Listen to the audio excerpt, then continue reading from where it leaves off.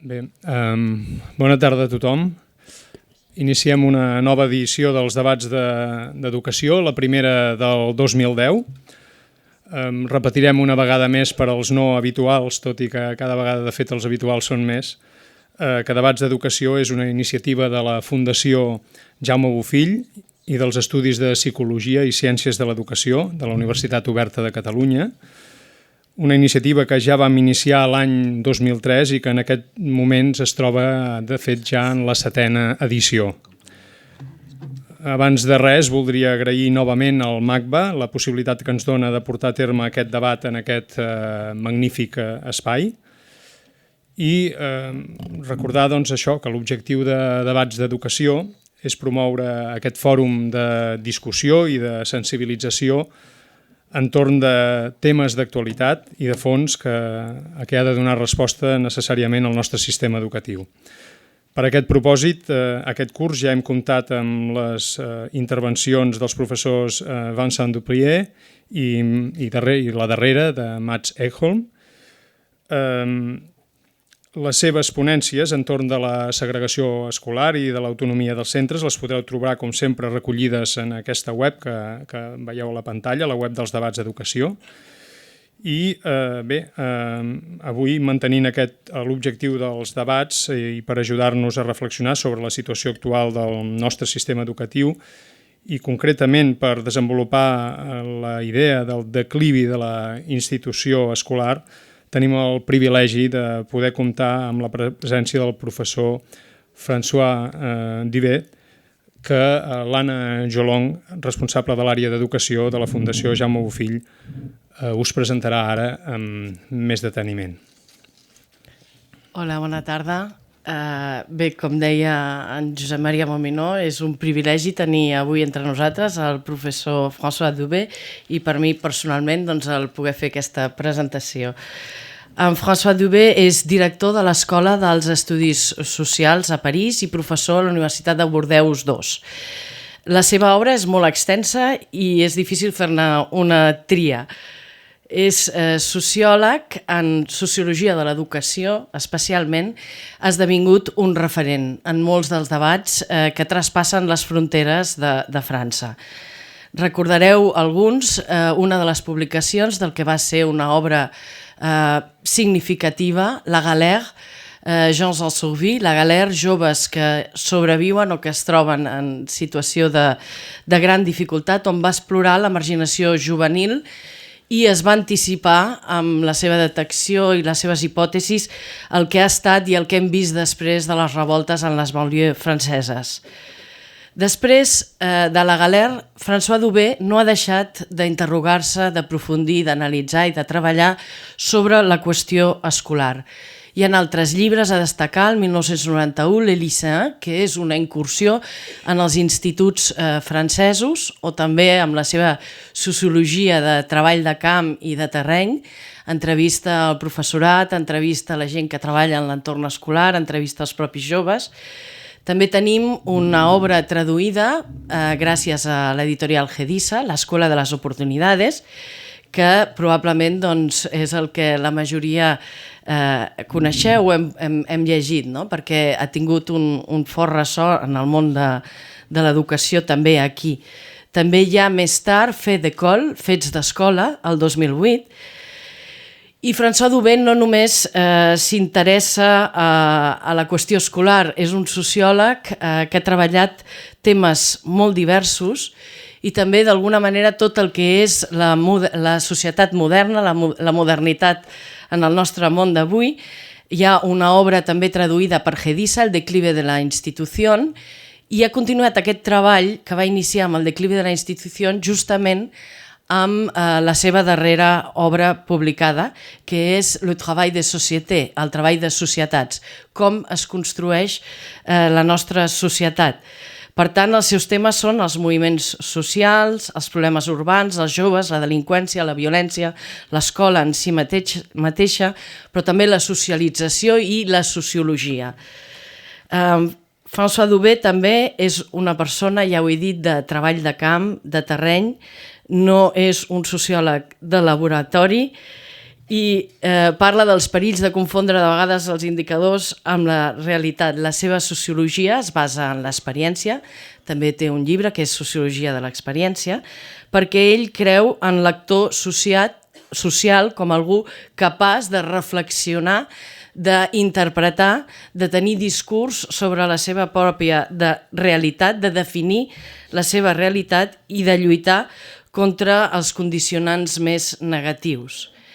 Respecte a l'escola, també hem de dir que és un sociòleg compromès, ha estat implicat en campanyes contra el fracàs escolar a França i també s'ha pronunciat en els últims debats. M'ho explicava, que ahir va publicar a Le Monde parlant de tot el debat sobre les escoles d'èlite a França i les grans écoles, preocupant-se pel seu interès perquè creu que aquest debat desvia moltes vegades la preocupació i la seva aposta, que és aquella per als més desafavorits, pels que queden enrere, pels vençuts del sistema. També ens alerta amb l'última reedició de La Galère el perill d'un gir d'un debat identitari de coses que són qüestions socials i de justícia.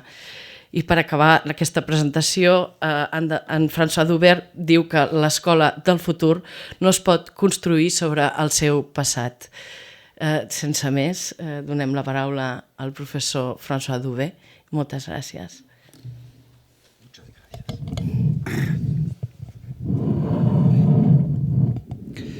Bien, merci. Merci beaucoup de m'avoir invité. Je vais parler français. Tout le monde est équipé pour bien. Il y en a dont le cerveau est directement équipé et d'autres qui ont besoin, comme moi, d'un appareil pour traduire. Alors, je vais développer une thèse qui, a priori, est très paradoxale, qui est la thèse du déclin de l'institution, et notamment la thèse du déclin de l'institution scolaire. Alors pourquoi c'est une thèse paradoxale ? Parce que probablement jamais dans l'histoire de l'humanité, autant de gens n'ont été à l'école, autant de gens n'ont été longtemps à l'école, autant de gens n'ont autant travaillé à l'école, et jamais probablement autant d'individus voient leur vie sociale déterminée par leur vie scolaire. Donc c'est a priori absurde de parler du déclin de l'institution scolaire puisque, au fond, l'école, on en a jusque-là. Un enseignant, c'est quelqu'un qui est rentré à l'école à 3 ans et qui ne l'a jamais quitté. Donc c'est vu comme ça, il y a vraiment eu beaucoup d'écoles et très simplement, mes parents pouvaient rentrer dans la vie sans trop de diplômes scolaires. Aujourd'hui, plus personne ne peut rentrer dans la vie sans qualification scolaire.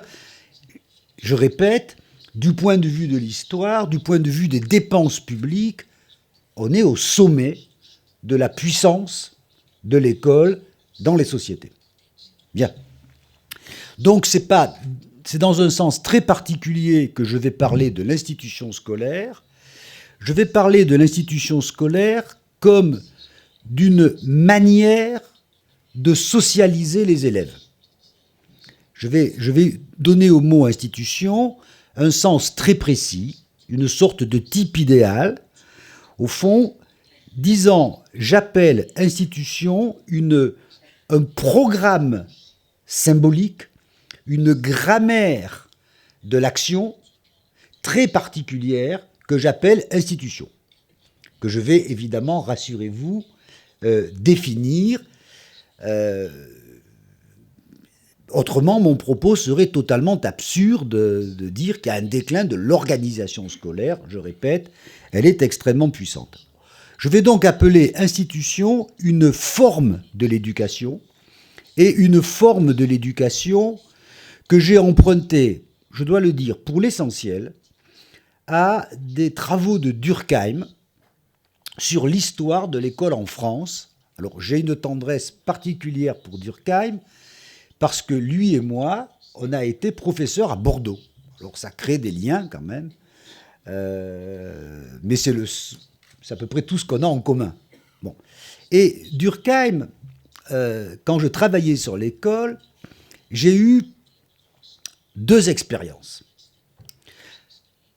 D'abord, la lecture de Durkheim qui m'a convaincu que je ne comprenais pas le fonctionnement de l'école française si je ne comprenais pas le fait qu'elle est le produit de l'Église. Ça a l'air tout bête, mais le cœur du système scolaire, c'est un système de croyance de type, entre gomillas, de type religieux. J'y reviendrai. Ma seconde expérience qui fait que j'ai développé cette thèse de l'institution, c'est qu'à une période de ma vie, il y a environ 12 ans, j'ai été chargé par un ministre de l'Éducation de gauche de réformer une partie du système scolaire, à savoir le collège, l'école moyenne, l'école dans laquelle les élèves vont entre 12 et 15 ans ou 16 ans. Et j'ai donc passé beaucoup de temps à discuter avec les syndicats d'enseignants. Et je croyais que mes discussions avec les syndicats d'enseignants seraient des discussions de bargaining, de marchandage. Pas du tout. Je n'ai eu que des discussions théologiques. Bon. Et je croyais que j'avais affaire à des syndicats, j'avais affaire à des curés. À des gens qui avaient des raisonnements symboliques. Très peu de raisonnements pratiques. Vous allez comprendre pourquoi. Et donc je me suis dit, cette histoire-là me prouve que dans nos têtes, alors je dis bien dans nos têtes françaises, je ferai allusion à d'autres systèmes, mais dans nos têtes françaises, républicaines, au fond, il y a toute une sorte d'imaginaire institutionnel, et cet imaginaire-là est en train de se heurter à l'évolution réelle de l'école, qui est vécue comme un déclin. 99% des livres qui sortent sur l'école disent qu'elle est fichue, que ça ne marche pas, que c'est la crise, que c'est nul, que le niveau des élèves est lamentable, que le monde s'en va.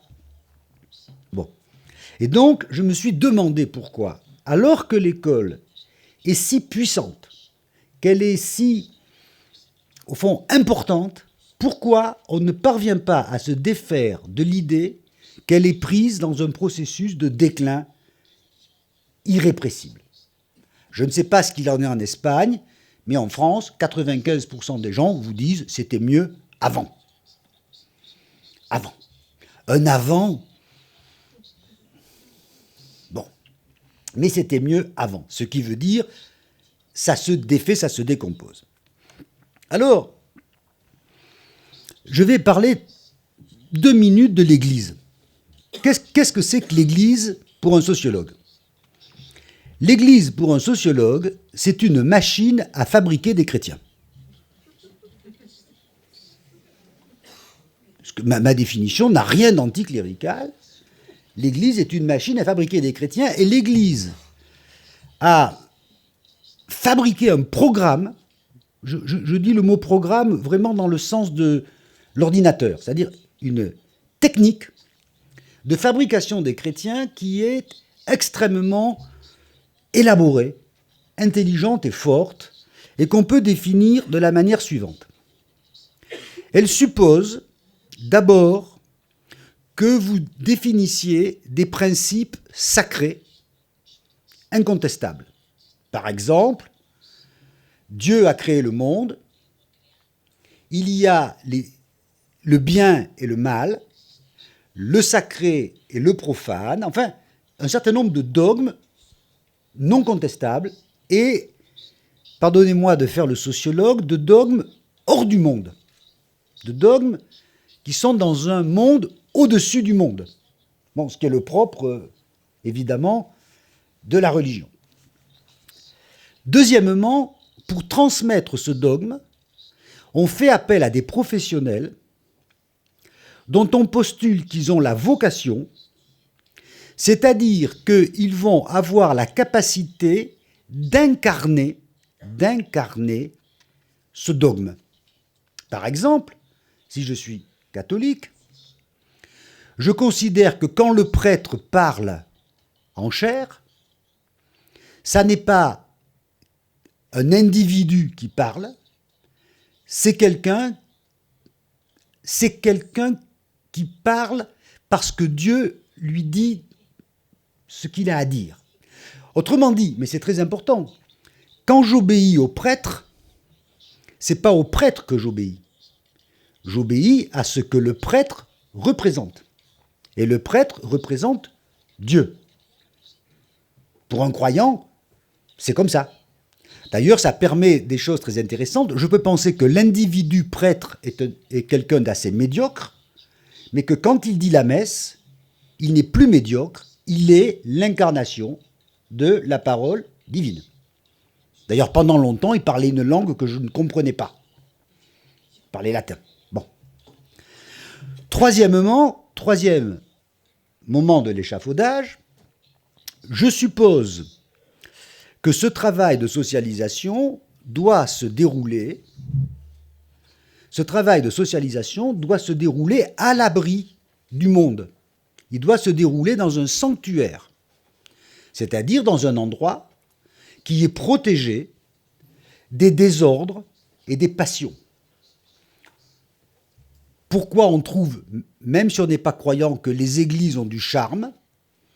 Parce que ce sont des endroits où on sait qu'il n'y a pas les désordres du monde.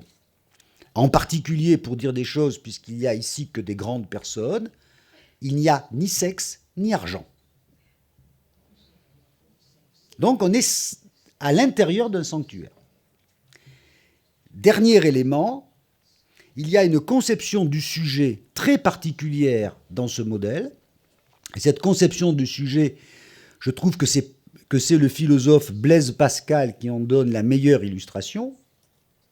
C'est l'idée qu'on accède à la foi, c'est-à-dire on devient chrétien, en se soumettant à une discipline universelle. Pascal avait une très jolie formule quand il a décidé de devenir chrétien, et cette formule n'est pas une plaisanterie.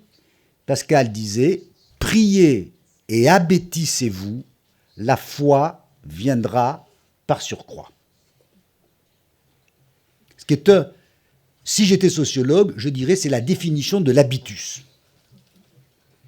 C'est-à-dire, je me soumets à une discipline et à force, elle devient l'expression de ma personnalité. Bon. Vous avez donc un système fixé par l'Église, des dogmes, des hommes de foi, un sanctuaire, des disciplines, et plus je me soumets à la discipline, plus je deviens libre du point de vue de ce mécanisme.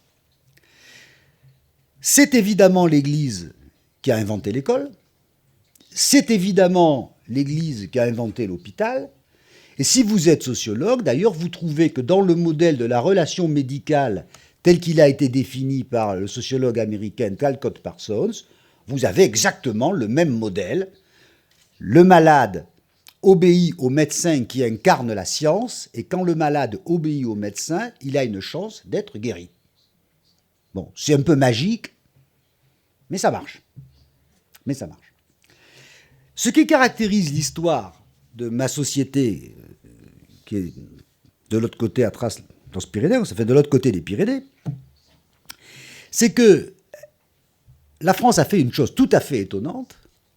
Elle a combattu l'Église pour installer à la place du chrétien un autre type de sujet qui s'appelle le républicain, le citoyen, l'homme moderne, l'homme qui croit à la raison, au progrès, à l'esprit critique, à la science. Mais que la technique de fabrication du citoyen qui a été utilisée par l'école républicaine est exactement la technique de l'Église. On a pris le programme institutionnel de l'Église et on l'a transféré dans l'école républicaine pour combattre l'Église d'ailleurs. Ce qui fait que Durkheim avait une très jolie formule, il disait « Le maître d'école et le prêtre sont aussi sacrés l'un que l'autre ». Bon. Et donc, si je veux décrire l'école républicaine, l'école que tous les enseignants de France ont dans la tête, comme une sorte de roman identitaire, de roman national, un peu comme, je ne vais pas parler des Catalans, mais on va dire, un peu comme tous les Occitans pensent qu'il y avait l'Occitanie, Simon de Montfort, voilà. Une sorte de roman identitaire, eh bien, vous êtes dans un système que je peux parfaitement définir. L'école postule un certain nombre de principes et de valeurs dont on peut dire que tout en étant athées, ils sont parfaitement sacrés. C'est l'école de la nation. Et la nation, à la fin des années 1880, c'est pas du tout une chose dont on débat dans un débat public organisé par un ministre d'extrême droite. C'est une conviction totale. C'est l'école de la raison. Et vous savez que si Dieu a donné un petit morceau d'âme à tous les croyants, les Lumières ont donné un petit morceau de raison à tous les êtres humains. Descartes dit la raison est la chose la mieux partagée du monde, ce qui est exactement le fait que dans le Nouveau Testament, on affirme, et c'est une chose très admirable d'ailleurs, que tous les hommes ont une part de divin en eux. C'est exactement le même principe. C'est l'école du progrès. Il y a un récit de salut. Cette école rendra le monde meilleur. Elle rendra les hommes meilleurs.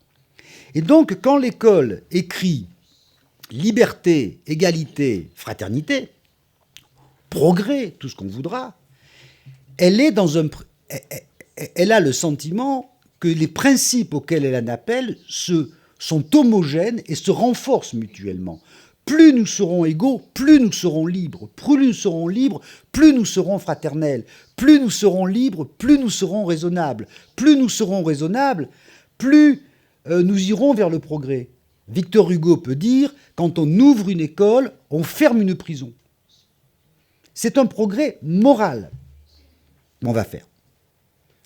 Et ce sont des principes tout aussi incontestables que les principes religieux. Et là, il faut être d'ailleurs, pour les sociologues qui sont là, très durkheimien. Le sacré n'est pas nécessairement religieux. Il y a du sacré religieux, il y a du sacré non religieux, mais croyez-moi, c'est aussi sacré. Bon. L'instituteur, le maître d'école, qu'est-ce qu'on attend de lui? On attend de lui, jusqu'aux années 1960-70, qu'il ait la vocation. C'est-à-dire qu'il incarne la présence des valeurs de la République. On n'attend pas du maître qu'il soit un grand pédagogue. On n'attend pas du maître qu'il soit un grand savant. On attend du maître qu'il représente les valeurs de la République. Quand j'étais enfant, il y a très très très longtemps, mon maître d'école m'avait... un jour, je devais faire du chahut au fond de la classe. J'avais une dizaine d'années. Mon maître d'école m'avait dit « Si tu ne me respectes pas en tant que personne, respecte ce que je représente. » Eh bien, aussi étrange que ça puisse paraître, cette phrase m'avait semblé évidente. Il était évident à mes yeux que ce maître d'école pour lequel je n'avais pas une grande estime, il incarnait, je ne sais pas trop quoi, mais certainement quelque chose comme la nation et la raison. D'abord, il parlait toujours de la France, et il ne faisait jamais de faute d'orthographe, ce qui est quand même extrêmement impressionnant. Bon, en tout cas, j'avais vraiment le sentiment, je ne plaisante pas, que ce n'est pas à lui que j'obéissais, mais que c'était à ce qu'il représentait. Si on est sociologue, on sait comment ça s'appelle. Ça s'appelle l'autorité charismatique. Il avait du charisme. Pas du charme, pas du charme, du charisme, c'est-à-dire il représentait des choses sacrées. Donc, on a un maître qui a une autorité dans ce système parce qu'il incarne les valeurs de la République. D'ailleurs, ce sont des maîtres militants, engagés, vertueux, austères, enfin, qui ressemblent beaucoup à des curés.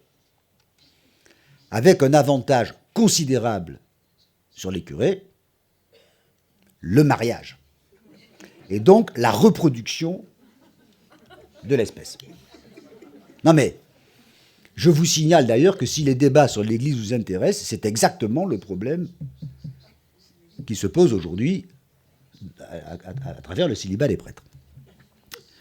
Troisième élément, l'école républicaine française est un sanctuaire tout aussi solide que l'Église. Les parents n'ont pas le droit d'y aller. Les entreprises n'ont pas le droit d'y aller. Les élus locaux n'ont pas le droit d'y aller. Et dès que vous avez en France des réformes qui voudraient que les parents, les entreprises entrent dans l'école, 1 million de gens dans la rue disent on va vendre l'école au capitalisme, on va soumettre l'école à des intérêts privés, on va la désanctuariser. D'ailleurs, ce sanctuaire, dans le cas français, est quand même très prononcé. Je signale qu'il a fallu attendre les années 1970 pour qu'on cesse de séparer les sexes. Cette école du progrès était quand même une école qui mettait les garçons d'un côté et les filles de l'autre. Moi, j'ai jamais vu de filles à l'école jusqu'à l'université. C'était quand même... Bon. Et puis, il y avait une sorte de fiction théologique qui avait été bien formulée par un philosophe qui a joué un grand rôle en France dans la production du modèle laïque, qui s'appelait Alain. Et Alain avait dit, au fond, dans l'enfant, il y a deux choses. Il y a une chose sacrée, c'est l'élève, l'être de raison, et une chose profane, moyennement convenable, qui est l'enfant. Être de déraison, de passion, de pulsion. L'école ne s'adresse qu'à l'élève. Et vous retrouvez de façon étonnante le clivage entre l'âme et le corps. Au fond, le rêve de l'école, c'est qu'elle n'ait que des élèves et que les enfants restent devant la porte. Le rêve de l'Église, c'est qu'elle n'ait que des âmes et que les corps restent devant la porte. Vous avez exactement cette même dualité. Et puis vous avez le dernier élément, évidemment, le même principe de l'obéissance libératrice. Ce principe a été très bien décrit par Foucault, mais moi je ne suis pas d'accord avec Foucault sur ce plan-là, parce que Foucault annule le principe de la foi, de la croyance. Or, ça marche. Ça marche. C'est-à-dire, quand je me soumets à la discipline scolaire, j'élève mon esprit vers la raison, vers la science, et tout un tas d'exercices de discipline vont faire qu'à la fin, l'élève pourra critiquer le système scolaire. Ce qui est un idéal de toute école, de même que le véritable croyant peut critiquer l'Église. Mais il critique l'Église dans l'Église. Le véritable élève critique l'école dans l'école. Donc vous avez un véritable déplacement d'un modèle que j'appelle un programme institutionnel, parce que vous voyez bien qu'il y a des étages, que ça fait système, que c'est très cohérent, et au fond, ça renvoie à une conception de la vie sociale qui est une conception de la vie sociale en termes d'intégration. Le grand problème, c'est que les subjectivités des individus et le fonctionnement de la société s'harmonisent. Il faut faire que l'école boucle les subjectivités personnelles et le fonctionnement d'une société moderne, démocratique, etc., etc. Donc, on a un système très cohérent et un système très optimiste. C'est pour ça que, là encore, j'ai cette distance à l'égard de Foucault. Je veux dire, on y croit. Et ça a marché. Et ça a marché. Je veux dire que il est peu contestable que ce système a fabriqué un régime politique, que ce système a fabriqué une nation, que les gens ne parlaient pas français, qu'ils se sont mis à parler français, que ce système a fabriqué un peu d'égalité sociale, un peu, pas beaucoup, mais un peu d'égalité sociale, que d'une certaine façon, c'est un grand succès et qu'il a eu surtout une armature symbolique extrêmement forte.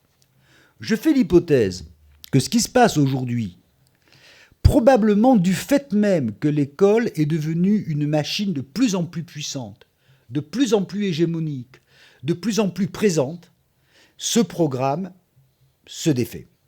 Ce programme n'existe plus que dans l'imaginaire, il n'organise plus la pratique de l'école.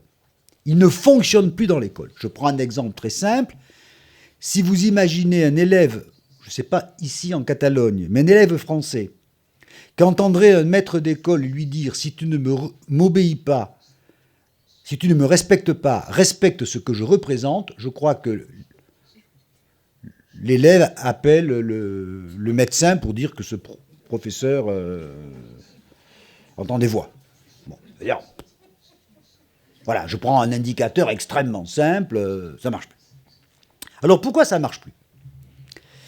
Beaucoup de gens en France, je pense qu'il y a les mêmes en Espagne, disent ça ne marche plus parce que l'institution a été attaquée par des forces hostiles que vous connaissez, le néolibéralisme, l'ultralibéralisme, le capitalisme, l'Europe, c'est-à-dire, au fond, les marchands sont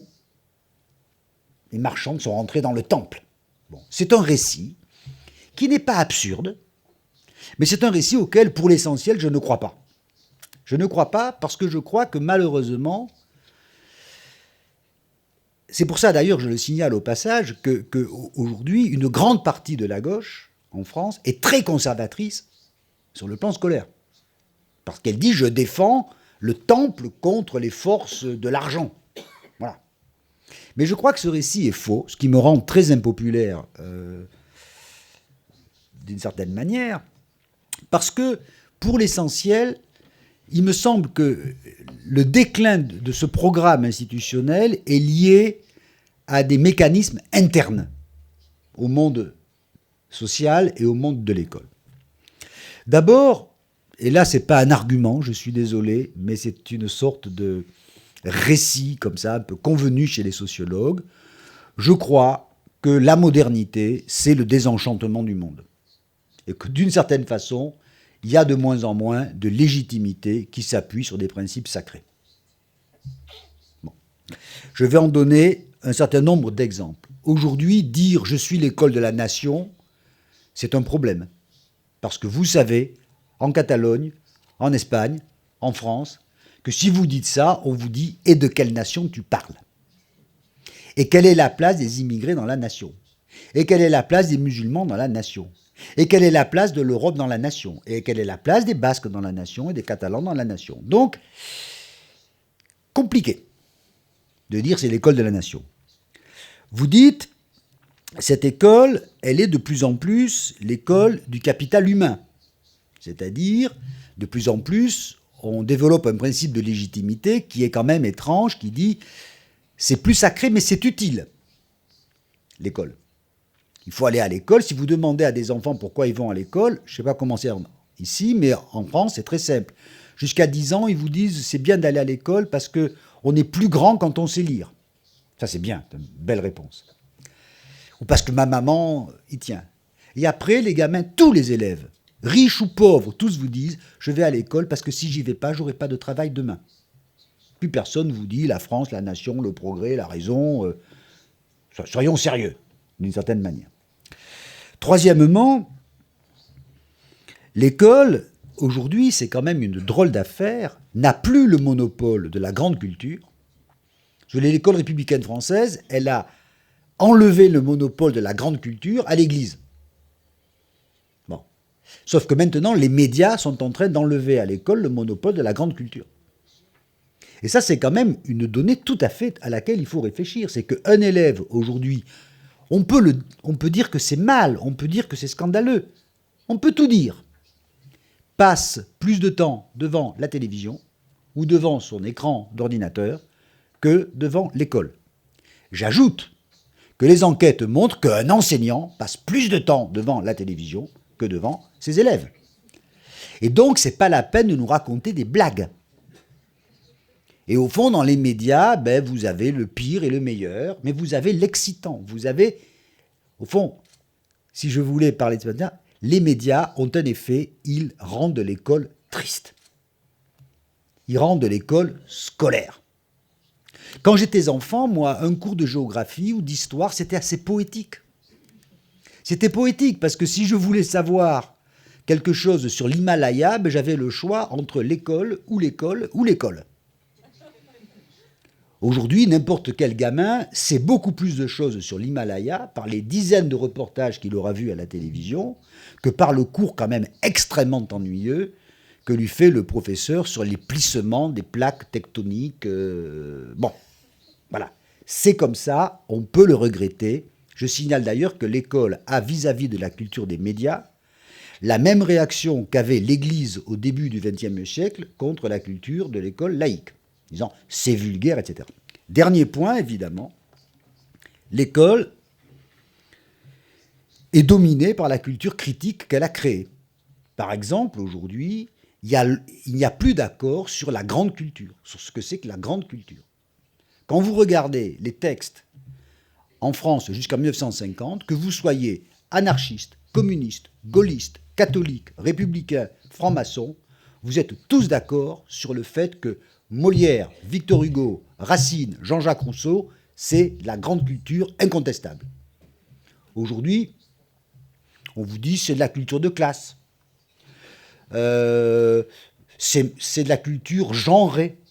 Ça veut dire macho. Enfin bon. Et au fond, l'école aujourd'hui, de mon point de vue, quand on regarde les débats, ne croit plus qu'elle va rendre les hommes meilleurs. Elle n'y croit plus. L'utopie, c'est défaite. On pense qu'on peut faire une école meilleure, une société un peu meilleure, mais qu'on va rendre les hommes meilleurs, je ne le trouve plus écrit vraiment nulle part. Donc, au fond, l'imaginaire sacré qui était au-dessus de l'institution ne tient plus. Conséquence, évidemment, les maîtres d'école ne sont plus définis par une vocation de type catholique, où le maître se sacrifie, se voue, se donne à sa vocation. Le maître a une vocation un peu plus triste. Il a une vocation protestante. C'est-à-dire qu'il pense qu'il serait bien qu'il s'épanouisse dans son métier, ce qui est très honorable. Mais par exemple, aujourd'hui, on ne demandera pas à un futur instituteur « Est-ce que tu crois à la République, à la nation, à la vertu, à la culture ?» On lui dira « Est-ce que tu es capable de supporter des enfants 6 heures par jour ?» Ce qui est une très bonne question. Mais ce n'est plus du tout la même question. Évidemment, le métier est de plus en plus professionnel, de plus en plus technique. La légitimité du maître n'est plus une légitimité sacrée. Et l'école doit fonder sa légitimité sur des principes bien plus difficiles, démontrer qu'elle est utile, démontrer qu'elle sert à quelque chose, alors que quand vous êtes dans le programme institutionnel, ça va de soi. Et d'ailleurs, dans toutes les enquêtes internationales que nous avons sur les enseignants aujourd'hui dans les pays comparables de l'OCDE, tous les enseignants disent « on est de plus en plus méprisé par la société ». Ce qui est faux. Quand on fait des enquêtes sur le prestige des professions, les enseignants ont une profession jugée prestigieuse. Mais évidemment, ce dont les enseignants souffrent, c'est que leur prestige n'est plus cette espèce de prestige un peu sacralisé. C'est simplement des gens qui disent « oui, c'est un métier difficile, intéressant, honorable, qualifié », mais c'est plus... Ils sont la France, ils sont le salut, ils sont la raison, ils sont la culture.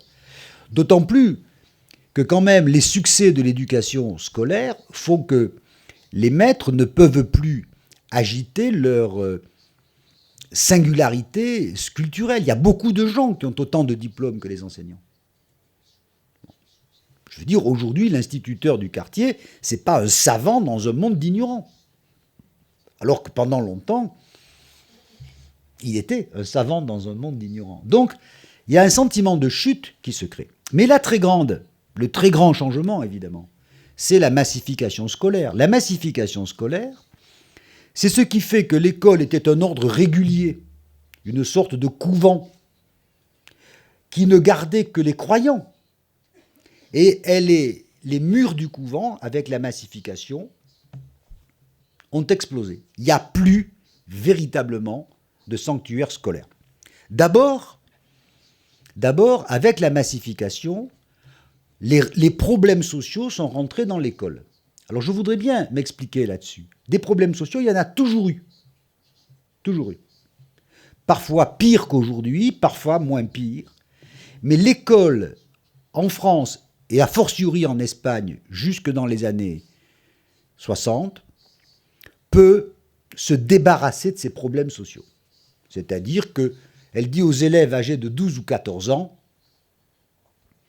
allez voir ailleurs très rapidement. Aujourd'hui, tout le monde est scolarisé jusqu'à 20 ans. Enfin, je dis tout le monde. En France, 80% d'une classe d'âge est toujours à l'école à 20 ans. Donc vous avez l'arrivée des problèmes sociaux, des immigrés, des pauvres, des pas intelligents, enfin, de tout ce qu'on n'aime pas à l'école. C'est aussi l'arrivée, excusez-moi d'être un peu vulgaire, c'est aussi l'arrivée de l'adolescence à l'école. Et quand on a mis de la mixité à l'école, eh bien, on a fait rentrer à l'école des préoccupations, je vais dire les choses comme ça, qui traditionnellement existaient. C'est pour ça d'ailleurs que l'espèce humaine s'est